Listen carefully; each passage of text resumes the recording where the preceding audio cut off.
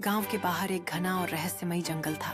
लोग कहते थे कि वहां अजीब अजीब चीजें होती हैं। कभी किसी को पेड़ों के पीछे लाल चमकती आंखें दिखती, तो कभी हवा में फुसफुसाहट सुनाई देती।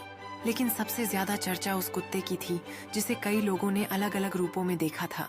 गांव का एक निडर लड़का नीलू इन कहानियों पर ज्यादा यकीन नहीं करता था। वह हमेशा सोचता कि यह सब बस लोगों की कल्पना है। लेकिन उसकी सोच तब बदली जब एक दिन वह जंगल के पास अपने दोस्तों के साथ खेलते हुए भटक गया। नीलू को अचानक महसूस हुआ कि वह जंगल के काफी अंदर आ चुका था।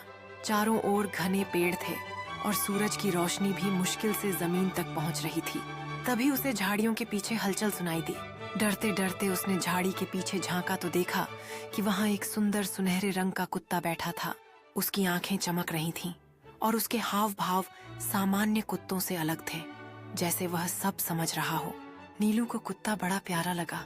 वह धीरे धीरे उसके पास गया और हाथ बढ़ाकर उसके सिर पर हाथ फेरा। कुत्ता अचानक एक सुंदर सफेद पक्षी में बदल गया और उड़ने लगा। नीलू डर के मारे पीछे हट गया, लेकिन अगले ही पल पक्षी फिर से कुत्ते में बदल गया और उसकी ओर देखकर मुस्कुराया। रहस्य का पर्दा उठता है। नीलू को यकीन हो गया कि यह कोई साधारण कुत्ता नहीं है।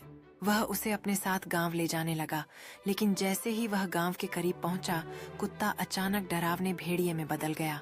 उसकी लाल आंखें चमक उठीं और वह जंगल की ओर भाग गया। डरकर नीलू गांव के बुजुर्गों के पास पहुंचा और उन्हें सब कुछ बताया। यह सुनकर गांव के सबसे बुजुर्ग बाबा बोले, वह कोई साधारण कुत्ता नहीं, बल्कि एक शापित आत्मा है। बहुत साल पहले इस गांव में एक आदमी रहता था जो जादूगर था। उसने एक निर्दोष युवक पर जादू करके उसे ऐसे प्राणी में बदल दिया जो हमेशा अपने रूप बदलता रहता है।